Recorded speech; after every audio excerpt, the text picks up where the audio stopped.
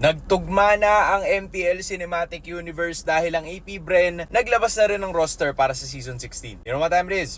Hands in. Ito magandang ginawa ng AP Bren. They still managed to keep both James Panks and Shizu. Alam mo, para kasi sa akin, nagpakitang gilas yung dalawa during their very first season sa MPLPH. Kahit nasabihin natin na maraming beses na natalo sila, yung talo nila na yun, dikit yun eh. Sobrang daming mga tao na nakita sila lumaban ng dire-diretso. Kumbaga naipag-gitgitan talaga, lalo na yung harit ni Shizu, men. And also yung charisma na meron nitong si James Panks. Manalo or matalo siya, meron siyang parang vibe na karespe-respeto siya dapat. And in addition, may dinagdag din sila na ilang mga players na galing din sa MDL. One of them is X-Nova. Sa pagkakaalala ko, naging inactive siya sa RRQ Kaito. And then after nun, diba, what an opportunity, rekta MPL naman siya after being in the MDL for quite some time. Aqua is also making a comeback after being inactive way back when RSG Philippines was still a team. So this is honestly a good mix of players who have proven themselves last season and veteran leadership as well. Para sa akin yan ang pinaka-importante kasi kung wala yung veteran leadership, your skill, your mechanics can only get you so much. Kaya malaking bagay na nandito si Aqua to not only guide Shove Skirt, pero para mas lalo pang ma-unlock yung potential ng ibang mga players because Aqua is an MSC champion,